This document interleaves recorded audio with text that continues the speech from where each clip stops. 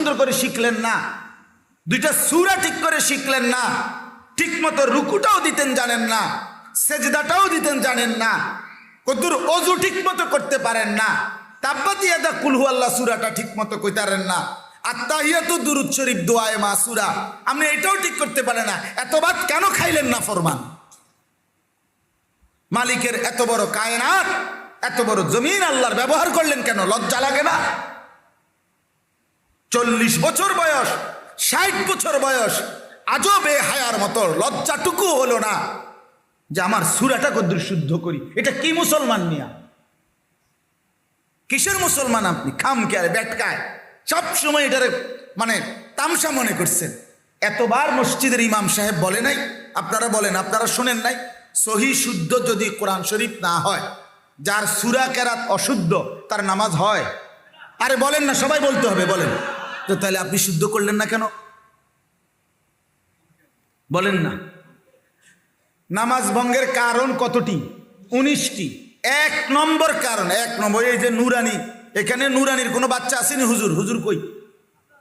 নুরানির বাচ্চা না এখন আসেনি। নুরানির বাচ্চারে এক্ষুন জিজ্ঞাসা করে এনে দাঁড় করাইতে কর। নামাজ ভঙ্গের কারণ পারে এরকম একটা বাচ্চারে আনেন এখন। 1 নম্বর কারণে বলবে নামাজ ভঙ্গের কারণ 19টি, এর মধ্যে 1 নম্বর কারণ নামাজে অশুদ্ধ কোরআন পড়া। নামাজে অশুদ্ধ কি পড়া? নামাজ ভঙ্গের কারণ, নামাজ হচ্ছে না, উনি এটারে কোনো পাত্তাই দেন। আর আমরা বুড়ো মানুষ, আমগো আর হে বয়স নাই হুজুর, হে বয়স নাই। কিন্তু 90 বছর না, যদি 900 বছরও বয়স হয়, আপনি শুধু কানে কানে গিয়ে কইবেন, চাচা ওই যে বাড়ির লগে 4 শতক ছেড়ে দিব, লইবেননি? বাহ, একের জিন্দা, মানে সোজা বইয়া লাগবে, সোজা। এবার কস কি বেটা, মরে গেলাম তুই আরো 6 মাস আগে, এই তুই বেচবি বেচবি কস, আউগাস ফিচ্চাস, এই জমিয়ানের আশায় তো বেটা মরতে আসি না বেটা, না তো আমি আরো কত আগে মরে গেলাম। হইলে তুই তো কইস বেটা দিবি দিবি কস, ঘুরাইতে আসত, আমিও মরতে পারি না, তুইও বেসস না। মানে এই সময় উনি পুরা জিন্দা, উনি বুঝে না, সব বুঝে। আপনি জিজ্ঞাসা করেন, বিএস বুঝেননি, সিএস বুঝেননি, আরএস বুঝেননি, খতিয়ান বুঝেননি, দলিল বুঝেননি, হ্যাঁ বেটা বোঝে না এটি? আপনি বোঝেন না কি? আপনি বোঝেন নাকি? আপনি কি বেডারে বেডি মনে করেন? আপনি গরুর গুস্তিকে হাঁসের গুস্ত মনে করেন? তা আপনি বোঝেন না কি? তা বলেন, আপনি কি বুঝেন না? হায় মুসলমান, আমার কথা একটু শক্ত হইতে পারে, কিন্তু আপনি ইনসাফের সাথে বলেন। ভেবে দেখেন, আপনি দুনিয়া সব বুঝলেন, সব বুঝেন, আপনি আখিরাত বুঝলেন না, আপনি কবর বুঝলেন না, নিজের ভালোটা বুঝলেন না। আহা মুসলমান, আমি সারাদিন চিল্লাই, আহাজারি আমার এটা নিয়ে। আরে মুসলমান, কি করছেন আপনারা? আজকে 40 বছর একটা মুসল্লি সামনের কাতারে বইয়া এবারে ইমাম সাহেবের পিছনে নামাজ পড়ে, প্রত্যেক দিন উনি ফজরে, মাগরিবে, এশা 3 ওয়াক্ত নামাজের মধ্যে শুনতেছে ইমাম সাহেবের কেরাত, শোনে না? তো আপনি দেখতেছেন ইমাম সাহেব পড়ে যেভাবে, আমনের ফরাডা এভাবে হয় না, তো আমনের যে নামাজটা হচ্ছে না, আমনের সুন্নত বিতির, আমনের সূরা কেরাত অশুদ্ধের কারণে, আপনি এটা বোঝেন না? আপনি তো এটা বোঝা উচিত, কি রে ইমাম সাহেব পড়ে কেমনে, আমি পড়ি কেমনে? এর দুর্বিবেকও কি মানুষের হওয়ার কথা ছিল না? বলেন। দিন শিখতে হবে বাপ। আবারও বলছি, আমি একটু শক্ত করে বললেও বললাম, ছেলেপেলেরা তোমাদেরকেও বলি বাপ, তোমার ওই বাংলা, অঙ্ক, ইংরেজি, পদার্থ, জীববিজ্ঞান ছাড়াও বাদ মিলে বিয়েও করা যায়, বাইক বিল্ডিংও করা যায়, দুনিয়া ভোগ করা যায়। দুনিয়া ভোগ করতে বলেন না কেন? আপনি যে কি বুঝলেন?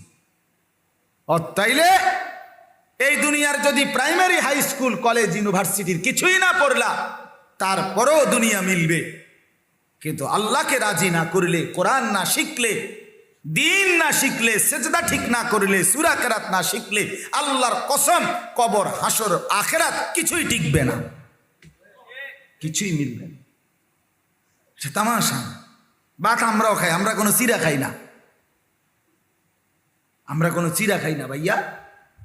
তুমি অনেকগুলো পইরা যে ভাত তরকারি খাও, কোন গোস্তের কোন তরকারির আইটেমের নাম কও যেটা আমরা চিনি না, এটা কও। আমরা বলি, আমরা হুজুর যারা মনে করেন আমরা বুঝি না, আপনারা যেটারে ফাঙ্গাস মাছ কন, আমরা হুজুর এটারে তেলাপিয়া মাছ কই। আমরা না, আমরা বেকুব না, আমরা হুজুর। আমরা কেমনে কুমো আপনার মতো? তাহলে আমরা বুঝি না কি? দুনিয়া না বুঝার কি আছে ভাইয়া? আহামরি কি এটা দুনিয়া? এইটারে যে একজন জেনারেল শিক্ষিত ইউনিভার্সিটির প্রফেসর, উনি যদি এটারে টাইলস বলে, তো মূর্খ মানুষ এটারে মাটি কয়। হ্যাঁ, কি বলে? তো কি বোঝে নাই সে? দুনিয়া না বুঝার কি আছে? দুনিয়া না বুঝার কি আছে? আহা, ইয়ালামুনা যাহিরাম মিনাল হায়াতিদ দুনিয়া। আল্লাহ বলে, বান্দা তোমরা তো দুনিয়ার বাহ্যিক দিক খুব তো বুঝলা বান্দা দুনিয়া, অহুম আনিল আখিরাতি হুম গাফিলুন। কিন্তু বান্দা আখিরাতের ব্যাপারে হয়ে রইলা গাফেল।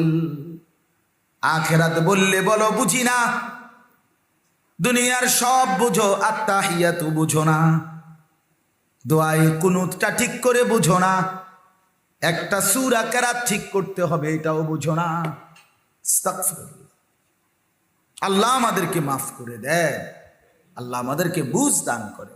আযারাল্লাহু ইলা মরিইন আখারা উমরাহু হাত্তা বালাগা 60। নবী সাল্লাল্লাহু আলাইহি সাল্লামের হাদিস, মুসলিম শরীফের হাদিস। নবীজি বলেন, আল্লাহ তাআলা যাকে লম্বা হায়াত দিয়ে 60 বছর পর্যন্ত পৌঁছাইছেন, এর পরেও যে নিজের জীবন সাজায় নাই, জাহান্নাম থেকে নিজেকে বাঁচায় নাই, আখিরাতের নেকি আমল করে নাই, আল্লাহর কসম নবী বলে হাসরের ময়দানে ওই বুড়া মিয়া আল্লাহর সামনে একটি শব্দ, কোনো ওজর, আপত্তি পেশ করার সুযোগ পাবে না। খাড় করাইয়াই ফিডাবে, মানে দাঁড় করাইয়াই ফেরেশতারা আল্লাহ বলে ফিট তারে, শুধু ফিট। বুড়ারে মার, থামাথাম মার।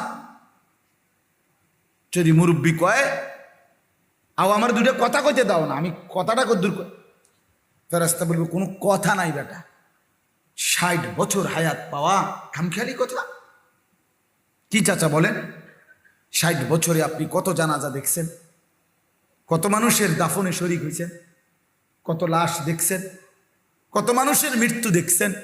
এত মৃত্যু, এত জানাজা, এত দাফন, এত অ্যাক্সিডেন্ট, এত মানুষের কান্না, কোনো কিছুই আপনার কলিজার ভিতরে আখিরাত মনে করাইতে পারল না? আপনি কেমন পাষাণ মানুষ! আমি তো এই জন্য আমি শক্ত মানুষ। আমার সবচেয়ে আশ্চর্য লাগে 60 বছরের বুড়া কেমনে বিড়ি খায়। আমি রীতিমতো গবেষণা করি এটা নিয়ে, আমার মাথাতে ঢোকে না।